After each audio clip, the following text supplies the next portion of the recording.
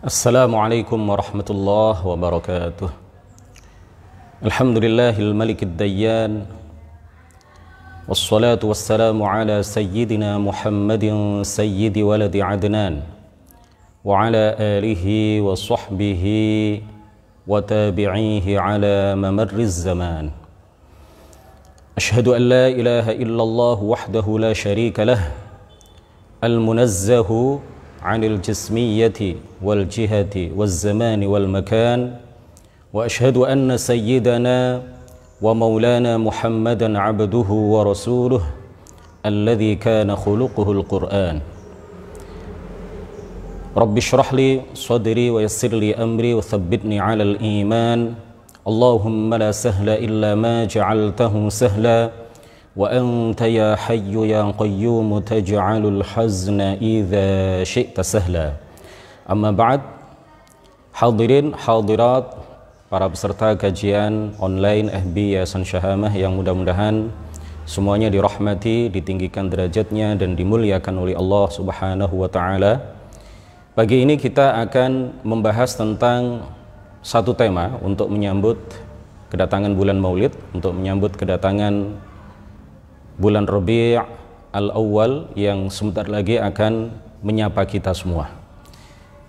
Kajian tematik pagi ini akan mengulas tentang kekhususan atau keistimewaan Nabi Muhammad sallallahu alaihi wasallam dan kekhususan serta keistimewaan umat Nabi besar Muhammad sallallahu alaihi wasallam. Hadirin hadirat, Allah Subhanahu wa taala berfirman, "Kuntum khaira ummatin ukhrijat lin-nas ta'muruna bil ma'rufi wa tanhauna 'anil munkar wa tu'minuna billah." Kuntum khaira ummah. Kalian wahai umat Nabi Muhammad sallallahu alaihi wasallam adalah sebaik-baik umat. Kalian adalah umat yang paling istimewa. Kalian adalah umat yang paling mulia, paling utama dibandingkan dengan umat-umat yang lain. Di dalam sebuah hadis yang diriwayatkan oleh Imam At-Tabarani di dalam kitab Al-Mu'jamul Kabir, baginda Rasulullah sallallahu alaihi wasallam bersabda, "Antum mutimmuna sab'ina ummatan, antum khairuha wa akramuha 'ala Allah ta'ala." Kalian wahai umat Nabi Muhammad, wahai umatku, kata baginda Rasulullah sallallahu alaihi wasallam, adalah penyempurna 70 umat sebelumnya. Kalian adalah yang terbaik dan kalian adalah yang termulia menurut Allah Subhanahu wa taala. Mengenai keistimewaan dan kekhususan Nabi Muhammad sallallahu alaihi wasallam, beliau sendiri menegaskan, mengabarkan kepada kita semuanya di dalam sebuah hadis yang diriwayatkan oleh Imam Al-Bukhari bahwa beliau bersabda, "U'titu khamsan lam yu'tahunna ahadun minal anbiya." Aku diberi 5 keistimewaan, aku diberi 5 kekhususan oleh Allah Subhanahu wa taala yang tidak diberikan kepada satu pun di antara para nabi yang lain. Yang pertama adalah nusirtu birru'bi masirata syahrin. Aku diberi kemenangan atas musuh-musuhku dengan ditanamkannya rasa takut di hati mereka, di hati musuh-musuhku, walaupun mereka masih berjarak antara mereka dengan aku, kata baginda Rasulullah sallallahu alaihi wasallam, dengan selisih jarak 1 bulan perjalanan. Ini adalah kekhususan, keistimewaan yang Allah berikan kepada baginda Rasulullah sallallahu alaihi wasallam yang tidak diberikan oleh Allah taala kepada para nabi sebelumnya. Kemudian yang kedua, wa ju'ilat liyal ardu masjidan wa tahura wa ayyuma rajulin adrakathu shalah falyusalli. Dijadikan oleh Allah Subhanahu wa taala bagiku dan bagi umatku semua tanah, semua bagian bumi di belahan bumi manapun itu sebagai tempat sujud dan sebagai tanah atau tempat yang suci. Oleh karena itu, wa ayyuma rajulin, kata Rasulullah sallallahu alaihi wasallam, adrakathu shalah telah mendapati waktu sholat telah masuk, falyusolli, maka sholatlah dimanapun dia berada, asalkan tempatnya bukan di WC, bukan di tempat-tempat yang najis, tetapi dimanapun, tidak harus di masjid. Maka Nabi Muhammad SAW dan umatnya boleh melakukan sholat dimanapun mereka berada, dan tidak harus di masjid, tidak harus di musola. Ini adalah kekhususan, ini adalah keistimewaan yang Allah anugerahkan kepada baginda Rasulullah SAW dan juga kepada umat beliau. Karena umat-umat Nabi terdahulu, para Nabi terdahulu, umat-umat mereka, jika mereka melakukan sholat, maka diharuskan pada syariat ketika itu, pada hukum ketika itu, mengharuskan mereka, hukum yang Allah turunkan kepada mereka, mengharuskan mereka, mewajibkan mereka untuk melakukan sholat di bangunan yang khusus dibangun untuk melakukan sholat. Kalau dalam istilah sekarang adalah masjid. Kalau dalam istilah para umat-umat Nabi terdahulu ada yang disebut sauma'ah, ada yang disebut dijamakkan menjadi sawami', ada yang disebut dengan bi'ah, dijamakkan menjadi bi'a'. Ini semuanya adalah tempat-tempat yang khusus dibangun untuk melakukan sholat. Umat-umat para Nabi terdahulu tidak diperkenankan oleh Allah Subhanahu wa Ta'ala di dalam syariat mereka ketika itu untuk melakukan sholat kecuali di bangunan yang memang khusus dibangun untuk melakukan sholat. Tidak bisa sholat di pinggir jalan, tidak bisa sholat di padang pasir, tidak bisa sholat di rumah, tetapi harus melakukan sholat di bangunan-bangunan yang memang dibangun khusus untuk melakukan sholat. Jadi umat-umat Nabi terdahulu kalau mereka dalam perjalanan, kemudian waktu sholat telah tiba, sementara mereka di tempat di mana mereka berada dalam perjalanan itu, mereka tidak mendapatkan atau tidak menemukan sebuah masjid, dalam istilah kita sebuah bangunan yang khusus dibangun untuk sholat, maka sholat mereka ditunda terlebih dahulu sampai kemudian mereka menemukan bangunan yang memang dibangun khusus untuk melakukan sholat di dalamnya. Kemudian yang ketiga, sabda baginda Rasulullah Sallallahu Alaihi Wasallam di dalam hadis ini, di dalam hadis yang diriwayatkan oleh Imam Al-Bukhari, wa uhillat liyal ghanaim, dan dihalalkan bagiku harta rampasan perang.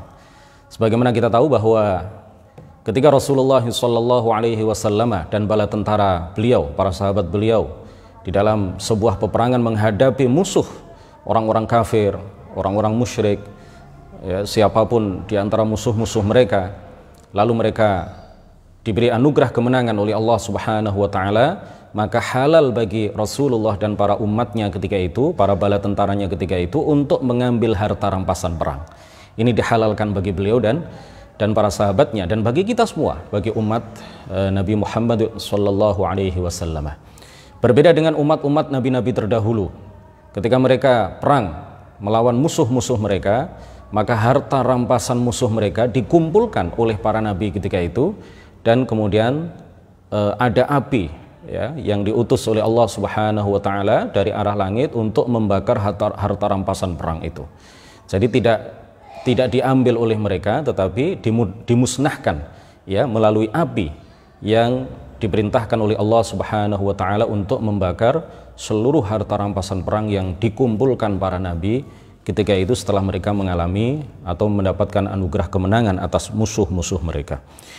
Kemudian yang keempat, di antara keistimewaan dan kekhususan yang Allah anugerahkan kepada baginda Rasulullah Sallallahu Alaihi Wasallam adalah wa kana an-nabiyyu yub'atsu ila qaumihi khassah wa bu'ithtu ila an-nasi kaffah. Para nabi sebelumku, kata Rasulullah Sallallahu Alaihi Wasallam, diutus kepada umatnya masing-masing. Diutus kepada umatnya masing-masing. Bukan berarti kalau mereka diutus kepada umatnya secara khusus, bukan berarti jika ada orang dari umat lain, ya, yang kebetulan bertemu dengan seorang nabi, maka nabi itu acuh tak acuh dan tidak mau mendakwahkan Islam dan ajaran-ajarannya kepada orang yang dari selain umatnya, itu bukan seperti itu. Tetapi di nas, di wahyu, ya, wahyu yang Allah turunkan kepada mereka melalui perantaran malaikat Jibril alaihissalam, itu di situ ada keterangan bahwa nabi tertentu diutus untuk umat tertentu. Tetapi ketika dia berada di umat-umat nabi yang lain, dalam satu atau dua kesempatan, maka hal itu tidak menghalangi Nabi tersebut untuk mendakwahkan Islam kepada semua orang. Berbeda dengan Rasulullah sallallahu alaihi wasallam, beliau diutus, kata beliau, wa bu'itsu ila an-nasi kaffah. Aku diutus oleh Allah Subhanahu wa taala untuk mendakwahkan Islam ke seluruh manusia dan seluruh jin. Wa ma arsalnaka illa rahmatan lil alamin. Beliau diutus oleh Allah Subhanahu wa taala sebagai rahmat bagi seluruh alam. Artinya beliau diutus oleh Allah Subhanahu wa taala kepada seluruh manusia dan seluruh jin, bukan hanya pada umat tertentu atau daerah tertentu. Ajaran Islam yang beliau bawa bukan hanya untuk orang-orang Arab, tetapi beliau diperintahkan oleh Allah Subhanahu wa taala untuk mendakwahkan Islam ini ke seluruh umat, ke seluruh daerah, ke seluruh belahan bumi, ke seluruh penjuru dunia. Kemudian yang kelima adalah, kata beliau di dalam hadis yang diriwayatkan oleh Imam Al-Bukhari, wa u'titu syafa'ah, dan aku diberi syafaat secara khusus. Syafaat yang khusus ini adalah syafa'ah uzma. Syafa'ah uzma, karena sebagaimana kita tahu bahwa ada syafaat lain yang juga dianugerahkan oleh Allah Subhanahu wa taala kepada seluruh nabi, seluruh rasul, dan juga bahkan tidak hanya para nabi, para rasul, Allah juga memberikan hak untuk memberikan syafaat kepada para malaikat dan juga kepada para ulama yang amilun, kepada para ulama yang mengamalkan ilmu mereka. Sedangkan syafaat yang disebutkan oleh baginda Rasulullah di dalam hadis yang diriwayatkan oleh Imam Al-Bukhari ini adalah syafa'ah uzma. Hadirin hadirat rahimakumullah, di antara kekhususan dan keistimewaan yang Allah anugerahkan kepada Nabi Muhammad sallallahu alaihi wasallam dan juga kepada umat Nabi Muhammad sallallahu alaihi wasallam adalah bahwa Allah Subhanahu wa taala menjadikan syariat dan hukum-hukum yang Allah turunkan kepada Nabi Muhammad dan para umatnya adalah hukum-hukum dan syariat yang paling ringan, syariat yang paling mudah untuk dilakukan, syariat yang di dalamnya banyak rukhsah, banyak keringanannya.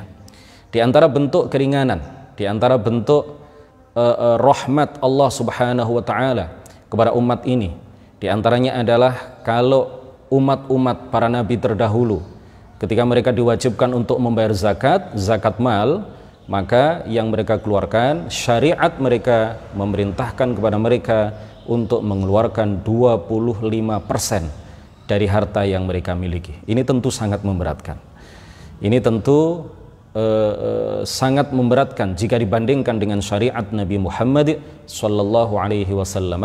Allah Ta'ala hanya memerintahkan kita di dalam zakat emas dan perak misalkan, kita hanya diperintahkan untuk mengeluarkan 2,5%. Jadi seperempatnya, seperempat dari sepersepuluh, artinya 2,5%, bukan 25%, tetapi hanya 2,5% dari keseluruhan harta yang kita miliki. Kemudian di antaranya lagi adalah syariat tayammum. Jika umat-umat Nabi terdahulu, mereka ketika mencari air di tengah perjalanan misalkan, mereka tidak mendapati air untuk dijadikan air wudhu, maka mereka tunda dulu sholat mereka sampai mereka menemukan air. Hal ini berbeda dengan syariat yang Allah turunkan kepada baginda Nabi Muhammad sallallahu alaihi wasallam. Jika kita saat ini sebagai umat Nabi Muhammad tidak menemukan air atau air itu membahayakan kita dengan bahaya yang sangat, ya, seperti yang digariskan di dalam kitab-kitab fiqih, maka kita diperbolehkan mengganti wudhu itu dengan tayammum. Maka tayammum ini adalah salah satu keistimewaan, salah satu kekhususan di dalam syariat Nabi Muhammad yang tidak dijumpai pada syariat nabi-nabi sebelumnya. Puasa yang kita lakukan mulai dari terbitnya fajar, mulai dari masuknya waktu sholat subuh sampai tenggelamnya matahari atau sampai masuknya waktu sholat maghrib, ini masih sangat ringan jika dibandingkan dengan syariat para nabi terdahulu yang memerintahkan mereka ketika itu untuk melakukan puasa sehari semalam. Ini tentu sangat memberatkan. Menghilangkan najis, ini juga adalah syariat yang sangat ringan yang Allah turunkan kepada kita sebagai umat Nabi Muhammad sallallahu alaihi wasallam. Kita hanya diperintahkan jika ada najis di baju kita misalkan, maka kita hanya diperintahkan untuk menghilangkan najis itu dengan air. Tetapi pada sebagian umat Nabi terdahulu, najis itu tidak bisa dihilangkan kecuali dengan jalan najis itu dibuang. Kalau masih tersisa, maka tempat atau baju yang masih terkena najis itu harus dipotong. Tidak bisa.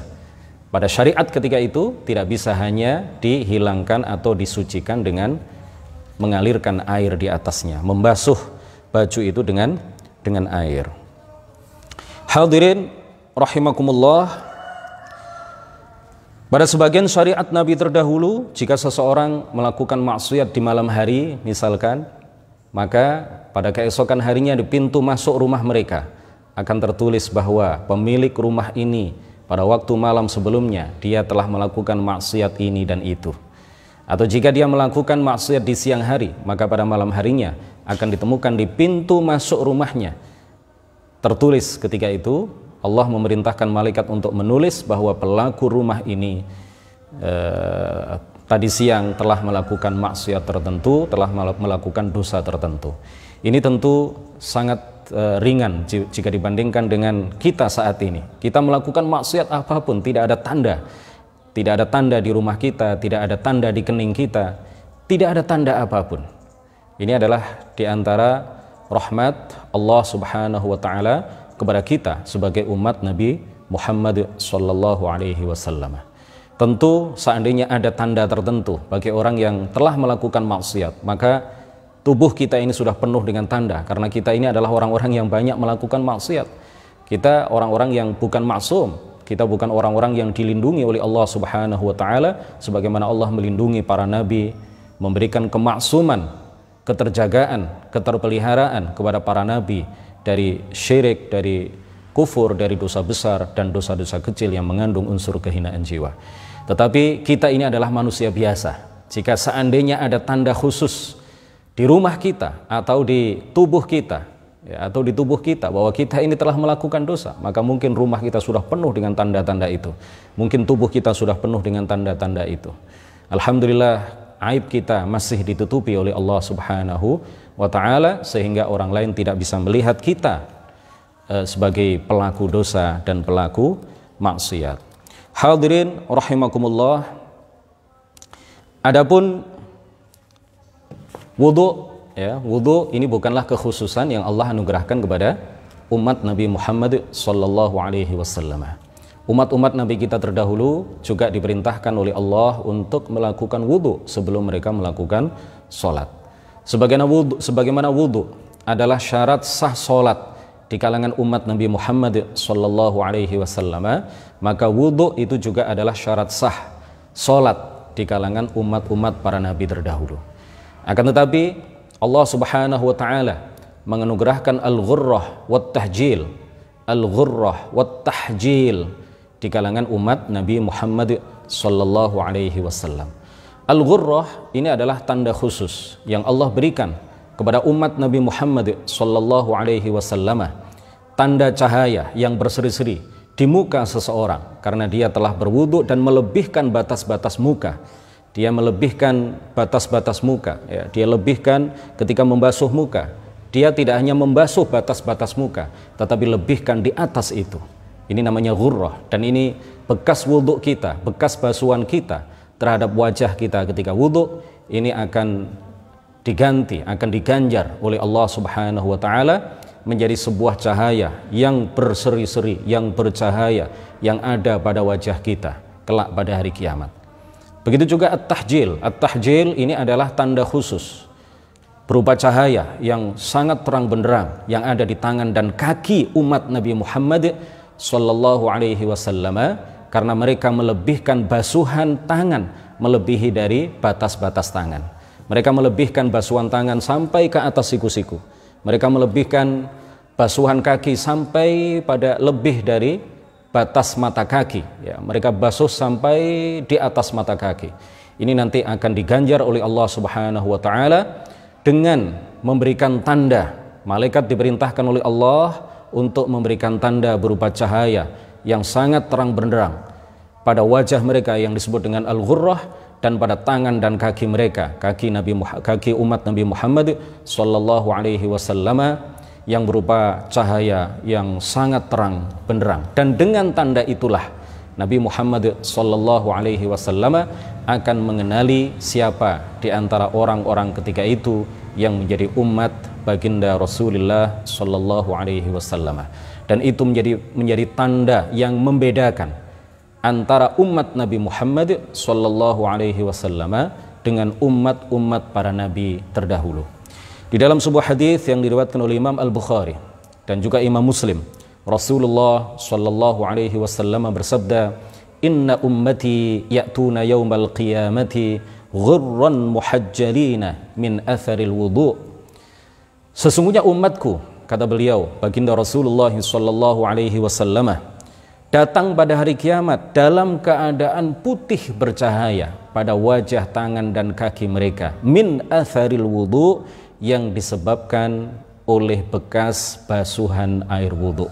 Rasulullah akan langsung mengenali siapa di antara orang-orang ketika itu yang berkumpul pada hari kiamat yang merupakan bagian dari umat beliau dan yang bukan, dikenali dari al-ghurrah wat tahjil, yang merupakan kekhususan, keistimewaan yang Allah anugerahkan kepada umat Nabi Muhammad sallallahu alaihi wasallam. Di antara kekhususan yang Allah anugerahkan kepada Nabi Muhammad sallallahu alaihi wasallam adalah bahwa beliau adalah orang yang pertama kali mengetuk pintu surga. Beliau adalah orang yang pertama kali mengetuk pintu surga. Kemudian penjaga pintu surga mengatakan, "Siapa yang mengetuk pintu ini?" Rasulullah kemudian menjawab, "Muhammad sallallahu alaihi wasallam." Kemudian malaikat penjaga pintu surga mengatakan, "Bika umirtu la aftahu li ahadin qablak." Rawahu Muslim. Kepada engkau, wahai Rasulullah Muhammad sallallahu alaihi wasallam, khusus untukmu aku diperintahkan untuk tidak membuka pintu surga ini kepada siapapun sebelum engkau, wahai Muhammad. Hadis riwayat Imam Muslim.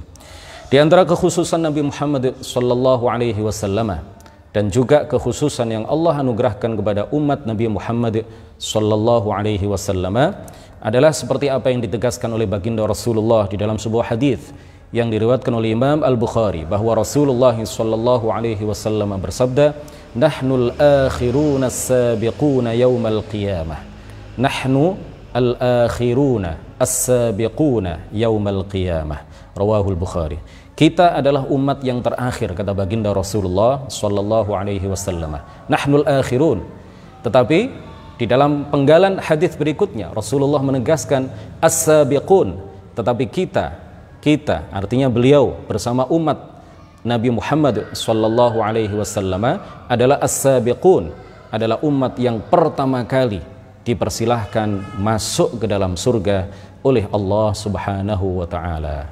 Alhamdulillahi an ja'alana min ummati sayyidina Muhammadin sallallahu alaihi wasallam khairil umami wa akramiha 'ala Allah Subhanahu wa taala.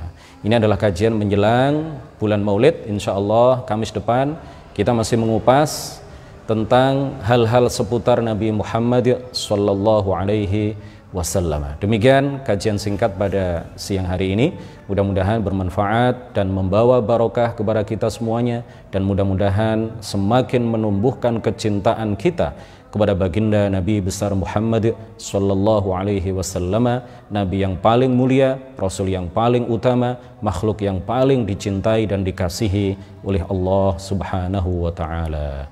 Nuhallil wa nusalli ala nabi la ilaha illallah. Allahumma salli ala sayyidina Muhammad wa ala alihi wa sahbihi wa sallim. Rabbi ighfir li wa liwalidayya wa lil mu'minina wal mu'minat. Wassalamu alaikum warahmatullahi wabarakatuh. Barakallahu fikum.